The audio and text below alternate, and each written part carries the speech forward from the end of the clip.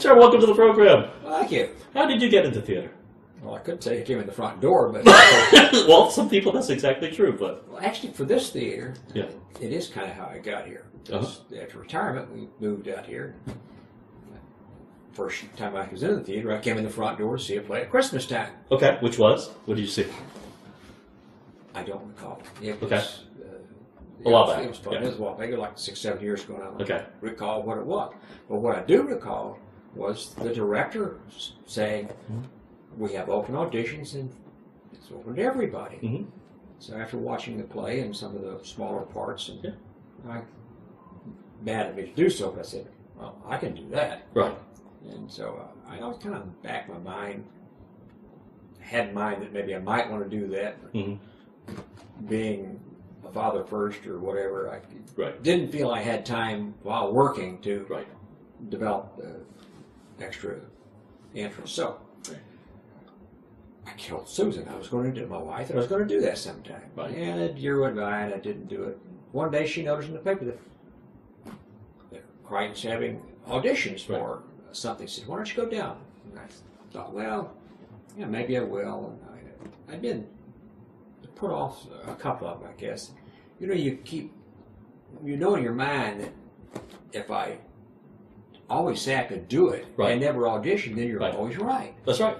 But if you go audition and find out you weren't accepted, then maybe you shouldn't have gone. So I said, all right, I'll go. Yeah. So I went down. And about the time I got there, I discovered, oh, that's right, My Fair Lady is a musical, and they want you to sing. That was your first show here? Yes. That was My Fair Lady? My Fair Lady. We've talked about a lot of the actors. Oh, my goodness. Yeah, so, that's incredible. And, you know, they're going around the room for the different people. And they've been singing, and the person in front of me, beautiful, beautiful baritone voice. He gives her his music, and he off and walk. Don't get me started. I love to sing like, oh Lord, I've got to follow this person. Right. Well, fortunately, someone else got up and sang something a cappella, like "Happy Birthday" or something, and broke me just being right beside this very, very talented person who ended up playing that role. By the way, so I got a small part in that. And think my way through it, and fortunately, most of my singing was with other people, so it worked fine. I love that. What a great start that was. The musical are so much fun. Oh, they are a lot of fun, and people poo-poo being in the chorus. I mean, it's absolutely essential to get the full sound, you know, for a show. And a lot of times you're in a lot of stuff. You can get lines sometimes. Oh, you know? I did. I was chiming, you know. One of Doolittle's ne'er-do-wells. Running mate, you know. 2 or 3. That would be AJ, right? Yeah, AJ. Yeah. AJ we were just talking with AJ. Did you know AJ has stage fright? No. That's what he says. And apparently, and I talked to other theater teachers, which he is, that's very common for them to have stage fright. As a theater teacher to have stage fright. Oh, okay. and we had another one. The Carol Burnett show was the same thing too. We needed a fill-in, and so, I don't know if I'll do this. I got stage fright. Wait a minute, you're a theater teacher.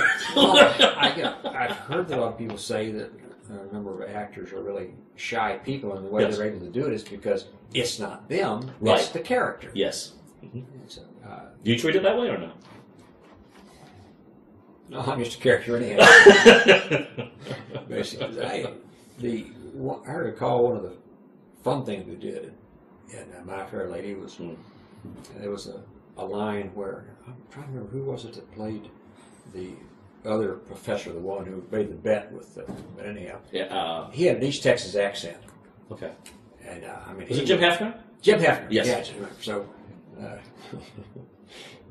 professor at this time says, "Oh, I met you. You're from south side of London, and you were trained and studied at Eton, and you've been in the Far East Indians, and you speak these language dialects." And you ran for that.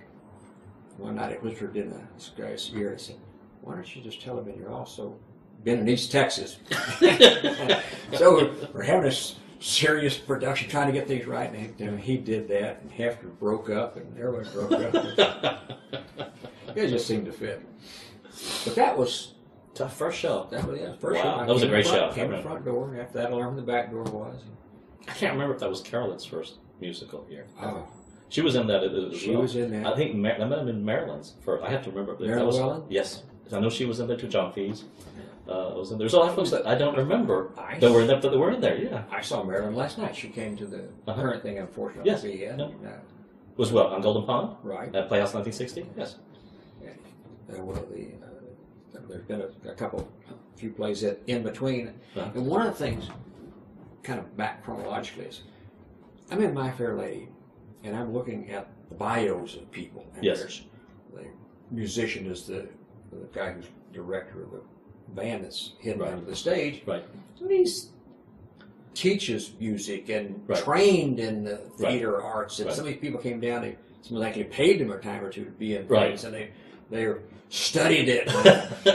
These people have got credentials, and I'm just an engineer that's retired, and Well, let's talk about that because I'm an engineer too, and we'll talk about credentials.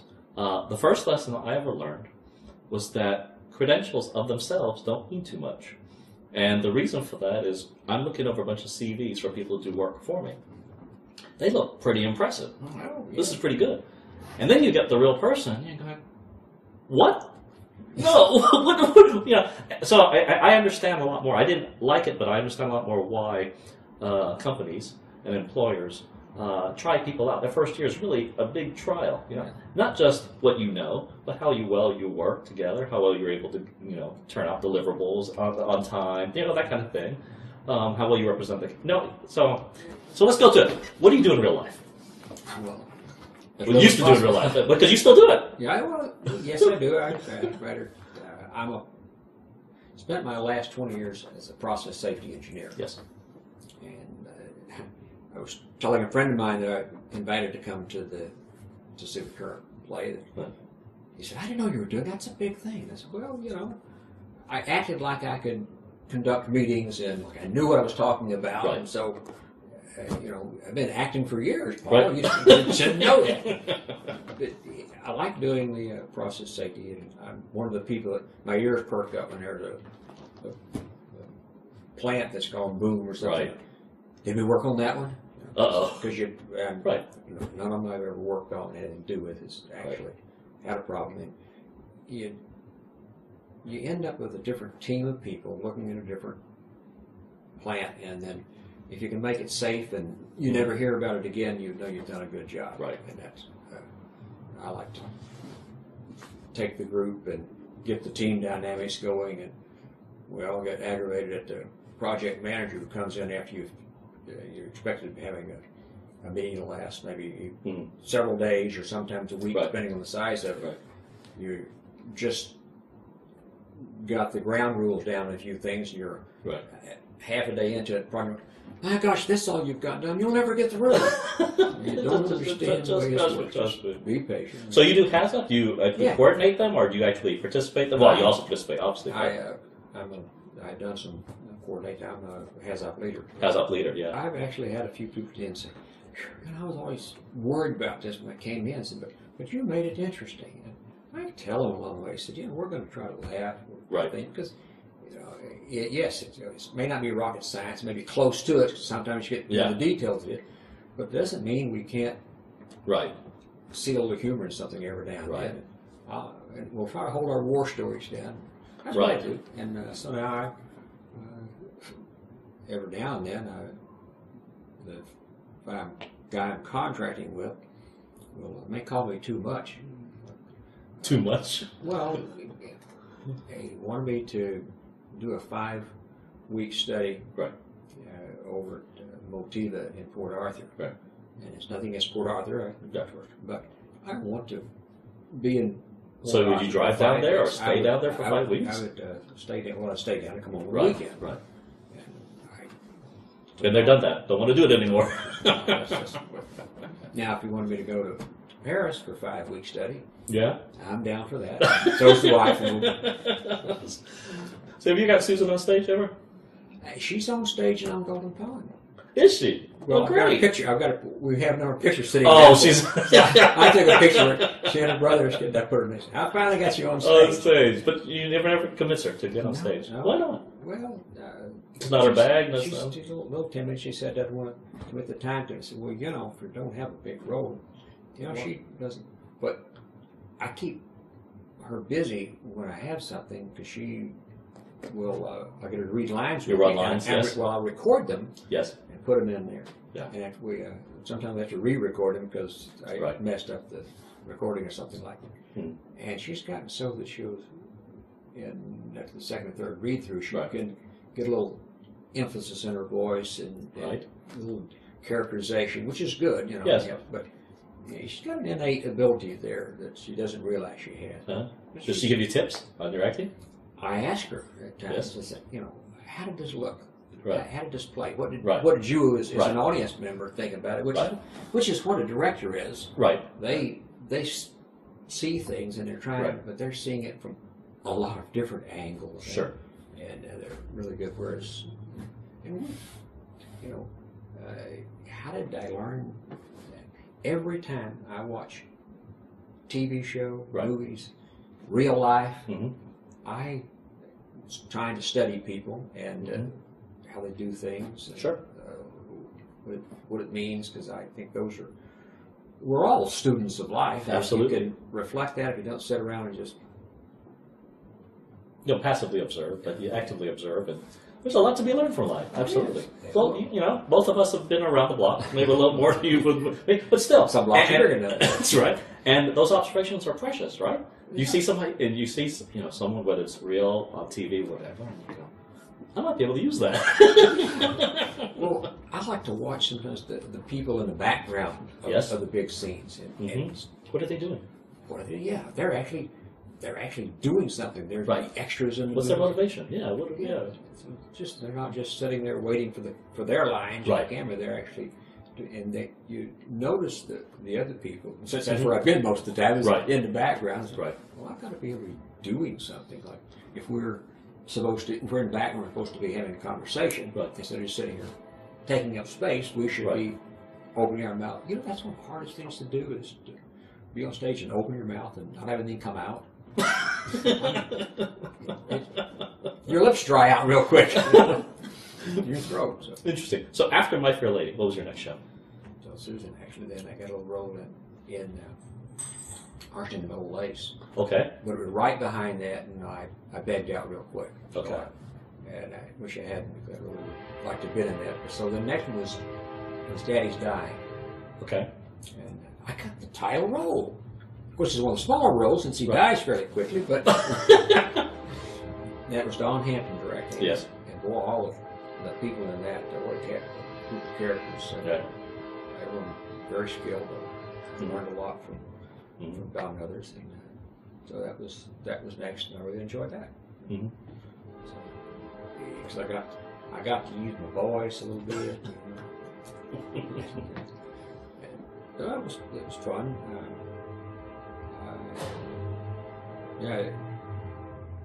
I've died on stage. I can tell people I didn't die on stage that time. I almost did, and soon went away. And I almost died again on Golden Pond. Right.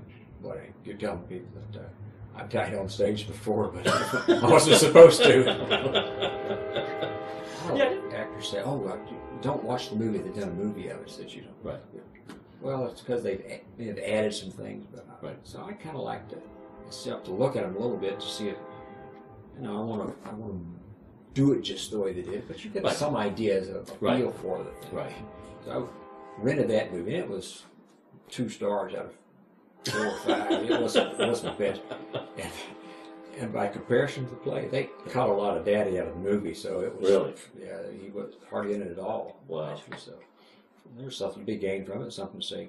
Reason why you don't want to. Right.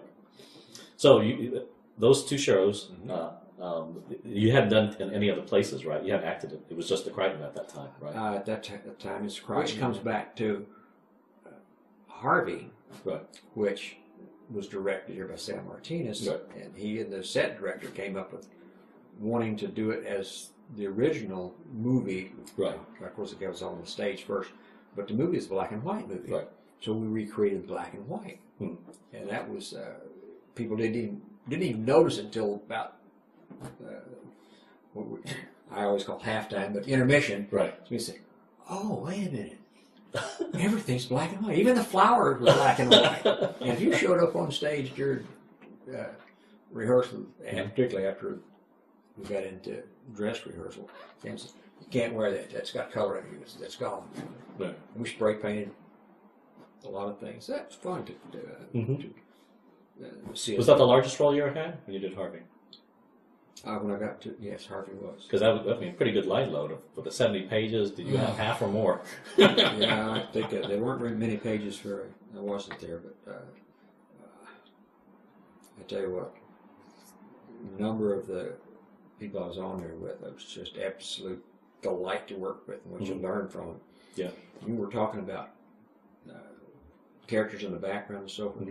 I've looked at a number of the photographs you took that. Right. And Travis Bryant, you can see him acting in the stills. Yes. I mean, he's Isn't that amazing? Yeah. He's a great actor. He's Absolutely. so animated, and it's just like, look at him. He looks like he's doing something. And it's a snapshot in time, right? Yes. He just finished doing Fiddler on the Roof over. Was it Lone Star? Did a wonderful job there. No, he's a great actor. He's a great director. He's worked all around in different places. He's been very supportive in many different places. Got a chance to work with Maria. Yeah, she's an awesome comedian, awesome actress. She's worked all around town. Yeah. People don't understand. So may not understand. It's coming to auditions. Auditions can be so much fun. I mean, and Maria and Travis, and because you do them in different ways and different things. Sometimes the director will want to do a different take on it, and then we'll do this. In the auditioning, we'll have different people do the same scenes over, and they play differently. And and with some people, you go to these things, and it's just a riot because it's like practicing some sport if you play it. I've ate baseball and it fed me for years, type thing. I'd rather just about some practices, play some games sometime because you may get to go chase and catch a half dozen fly balls in a game, and that doesn't come your way. Right. So it's fun. That's why the auditions, I think, are fun too.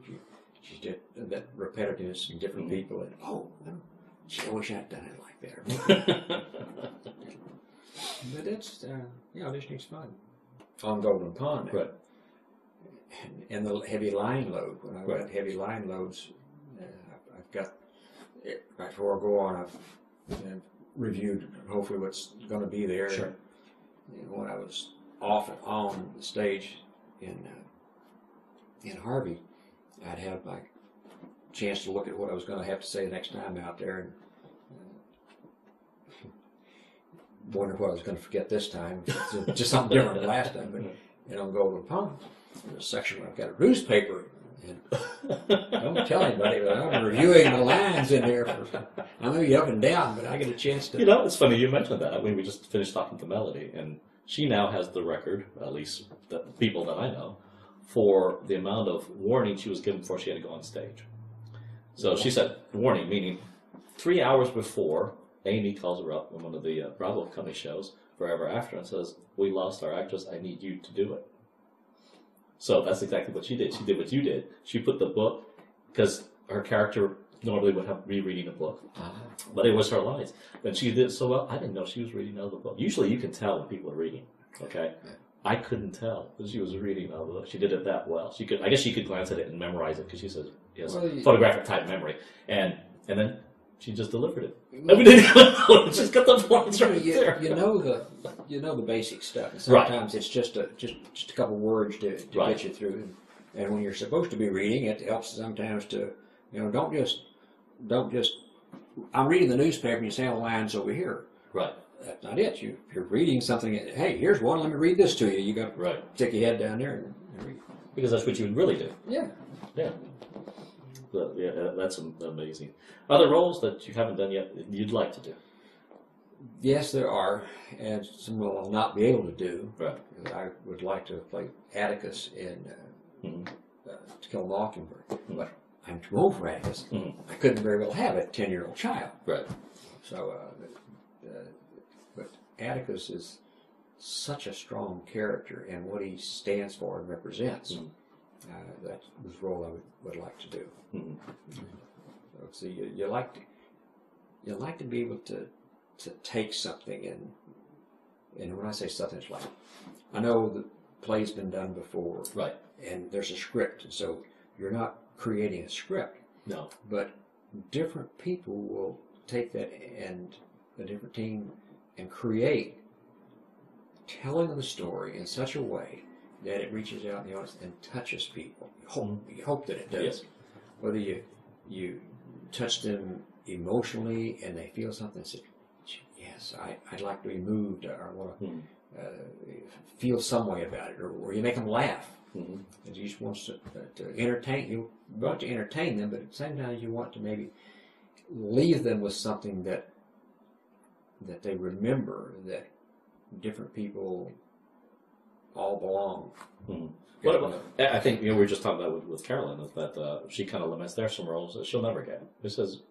And it said, well, you never were an ingenue. You're not going to be an ingenue now, so what's the big deal? In fact, they're not the most interesting roles anyway. I was in Harvey. He didn't get the girl or that thing. I mean, there's one role where I asked if I could take her hand or something, right? And it always seems so creepy that here's this sweet young attractive nurse, right? And Harvey asked, he says, "Can I?" Not Harvey. Yeah. Harvey was the rabbit. Right. But Elwood asked her, said, "Do me a favor, would you, being in the business of caring as nurse would be, would you just touch me first before I ask that question, so that it would, because I'm not gonna, right? Yeah. But on Golden Pond, I get the girl. I get to ride off into the sunset. Of course, she's not exactly a girl anymore."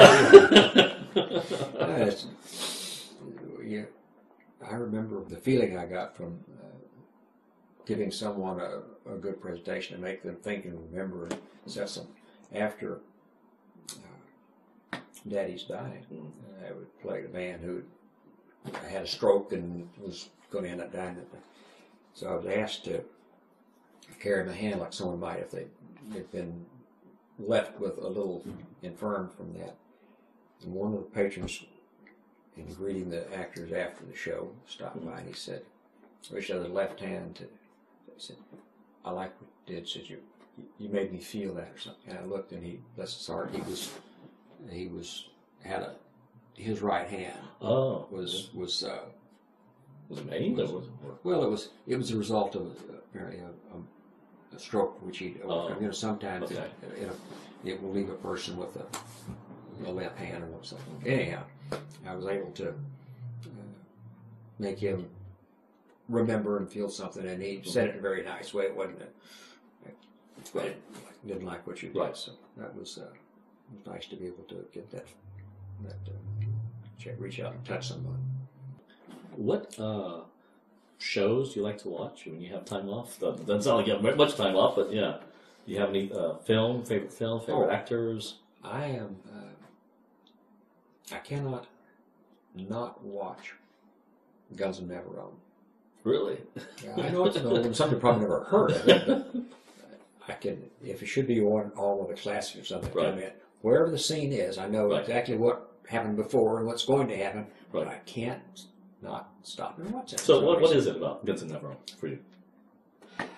I'm not sure. Well, one thing I guess it may be David Niven, slender, non-action character type David Niven has a significant role in there, and how it kind of reminds you that regardless of what you may think of somebody, they may be more than what you see to begin with. Because he was you know the movie, right? Yeah. And he was the explosives expert. Right. He was going to create the bomb to help blow up the bad guns and so on.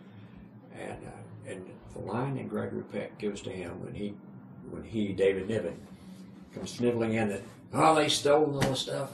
They got all the blasting caps. I can't, blah blah. Gregory Peck looks at him. "You're in this now with Bannerton. You're going to make it happen," or whatever he says. Right. But that conflict right there, and he puts it on the line. Use your brains and make it work. And so they create something and blow the guns up. Besides that, the music is great. It's a show, then particular show that you think of.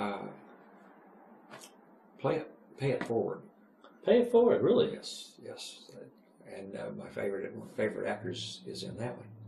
But because I mean, that's the time. It's funny when that movie came out. Helen Hunt seemed like she was the go-to girl for every movie.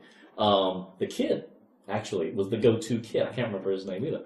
Was the go-to kid and for movies. You know what I'm talking about? That Haley Joel Osment. Yes, Haley. It was in everything. It seemed like okay, we need a kid. Okay, yeah, Haley's the kid. It was that time. Yeah, right? Especially he's good. And again, I think he was in a lot of movies. It might have been about that same time he was in. Well, it's a short. Yeah. It's a candle. Yes. And sometimes they burn bright and they just get a little dim, and right. Everyone's got their good actors have more than 15 minutes of fame. Right. Well, the really good ones. I mean, you know, what really inspires me, if you're like say Ernest Borgnine, you could be with 93 and still working. You know, he was playing a character, you know, in SpongeBob, you know, voiceover, but still he had to work. Hey, that's great. It's nice that, especially now, you have we can be older and be appreciated that, you know, that there aren't that many engineers and scientists that are coming up, and they still need us. Well, I enjoy the connection, and you know, the older you get and the more you know, you realize there's a lot of more things you don't know. Right. But what I sometimes have come to understand is that I do remember all the things that and I do know some things, and I'm not necessarily smarter certainly than college graduates. They've learned so much more than I knew, but all that experience about how things work and so on and so forth. Exactly. Goes. Let me ask you a question. One thing that always used to irk me, and I know in engineering you get your disciplines here and there, but it always aggravates people when ask someone a question. Oh, that's not my area. No, I'm telling you. Man, if you want to grow and learn about that area so that you can, well, I may not know all about it, but what's your problem? I'll go find somebody who can help you. Right. Well, especially, you know, like I said, in safety, which what you do has up, and I do has ups peripherally, but especially, you need to know what the other people do because you need to know the limits of how you affect them. There you go. Right? Yeah. And it doesn't mean you have to be an expert in there. I'm not an expert in drilling, in production, in reservoir, but I know those areas. I've worked on that one time or the other, and so I know some of the things that they do. You ever roughneck? No, but I did not. I preferred not to do that. I've been on rigs before, but no, I didn't roughneck. Didn't want to. And do that. My first decent paying job during summer came work with Shell Oil. And we had just started the hole, just spudded out. Right. And it was in the deserts of Mexico. Right. And I was on the lead team. We were working vacation relief for the regular crew. Right. And so I learned how to handle those things and make trips. And they got me one night, though. They said, you know, I said, what's up there? What's the Geronimo? And there was a little T-bar up on the rig that if there was a fire or something, the guy who was handling the top of the grip pipe, he would get on that thing. Geronimo! Zip line. This is a zip line. So you want to? Yeah, that's like fun. So I go up there, climb up the thing, and then going up, they would put a harness on you. Right. And you light as I was and wait. I think I could just go like this, and I go like 10 rungs or something. Flying over that zip line down, and I said, okay, so now take it back up there. What? So I had to carry the thing back up the cage without the harness at that point and hook it on. So I thought, okay, next zip line I want it to stay on and get it back some other ways than having to climb that rig with it 20 pounds of. Oh dear, your initiation right. No? Yeah. What do you see when you go see shows at other places? I mean, like you go down to Tuts or just other theaters. What do you like to see? You mean comedy or anything? drama? Anything. Or you go primarily because you have other friends in it, or do you see something specific like, you know, hey, I like Sound of Music, I think I'll go see it, or what is it you go see? I've got such a, I admit, I've got a variety of interest. Sometimes I might go see a comedy, so I like to laugh, Yeah. and man, I do like musicals because they're so entertaining. They're entertaining, of course, absolutely. And my problem with going to see musicals is that I like to sing along, and my wife has to shh, shh, shh. They'll hear you. And a good drama. I like to go see something that's good, and like something that's new. I'm going to see something new. It's most likely going to be a comedy. Right. These days, of course, they try to produce the dramedies, so they get a drama and a comedy both at the same time.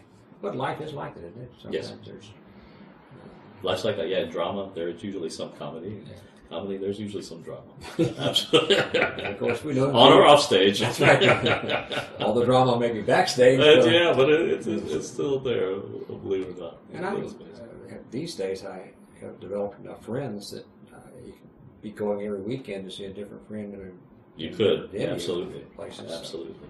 That's the thing. Even though as big as Houston is, it's a relatively small theater scene. Lots of theaters, and so most people do know other folks. I don't say you know everyone, but there's quite a few folks you might know. And yeah, okay, I'll go see so. Yeah, well, if you're not in a show yourself. Michael Robbie is going to be doing Frankenstein. He's in Frankenstein, yes. Frankenstein.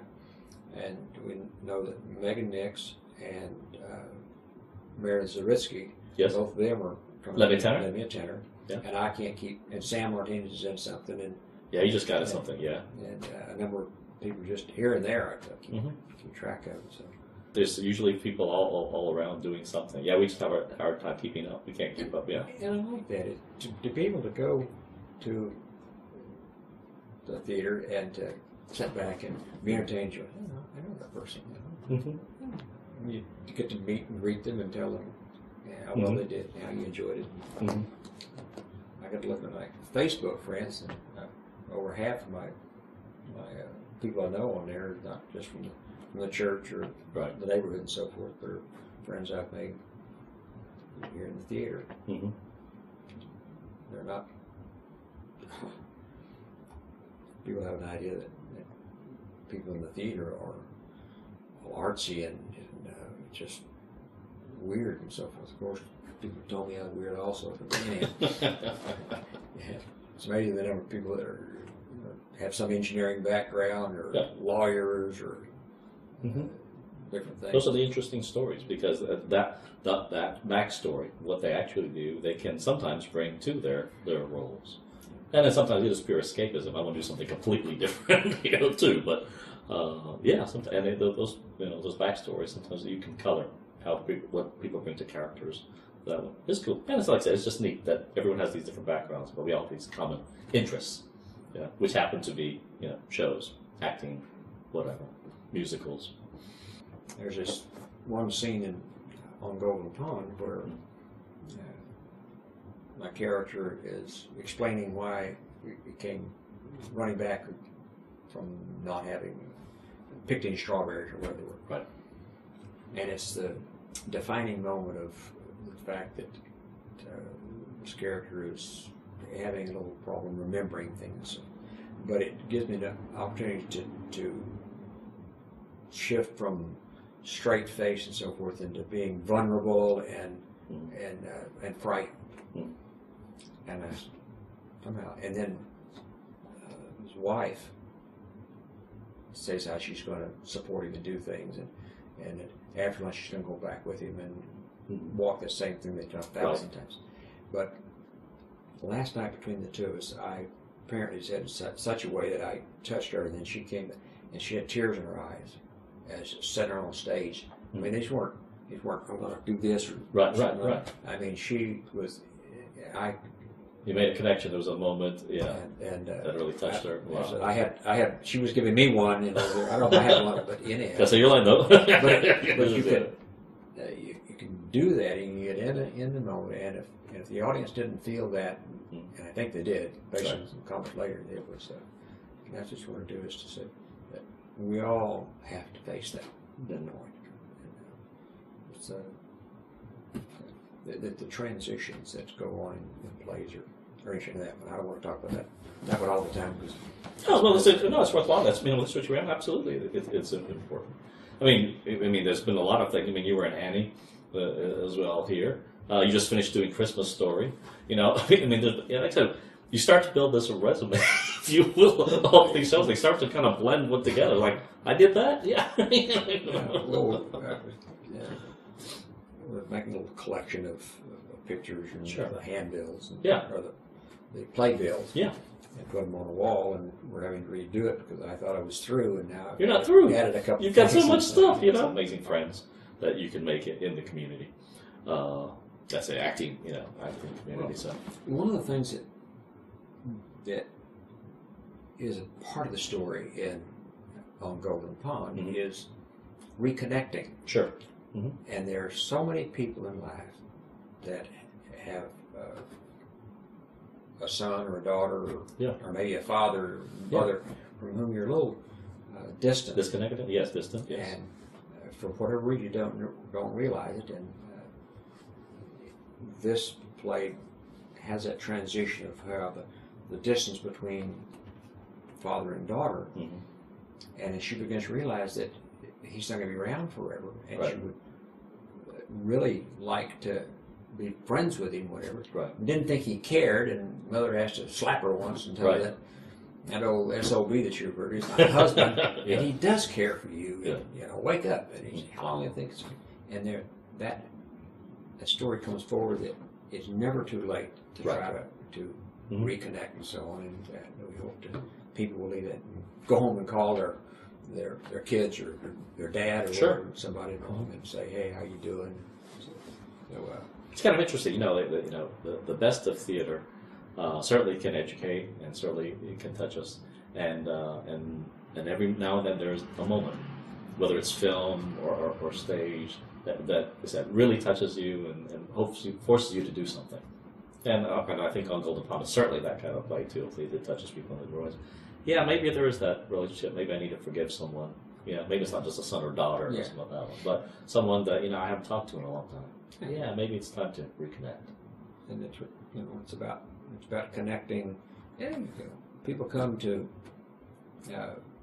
forget about their troubles of the day. It's one Right. we always talk about the difference between Friday audiences and Saturday audiences. Yes. Because Friday people may not be as jovial. They're tired from the week. And then the next Friday group that come down and they're just And we say, why is that? Well, that's because they were ready to unwind. But almost universally, a Friday audience is less boisterous, less laughing than a Saturday audience because I think of the work week. You say you play music, right? Oh, sure. I play music on the radio. People talk about having a talent and playing things that, man, I can't even play a radio without getting static on it. And it hadn't been for CDs and now the MP3s and so forth. So the only way I can play something without getting static. Right.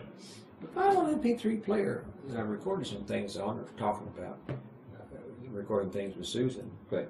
Every now and then, I thought, that's me again here. Can't even play my M3 player. Get it to go straight through. I don't know. Dropped a couple digits on me or whatever. That video camera again, so I could go to my granddaughter's in Peachtree City. As a junior, she tried out for the school musical. And she wasn't in drama or anything. She's a smart girl. She hadn't been in drama. She got her other things. But anyhow, she got the lead in Zombie Prom. So Grandma's going to be right with this video camera.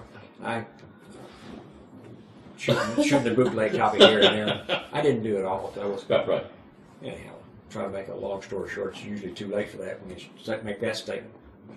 I've got scenes of that I haven't edited yet. Yes. Because I don't have a big video editing program. I just got to want to try to cuddle this and cuddle that out.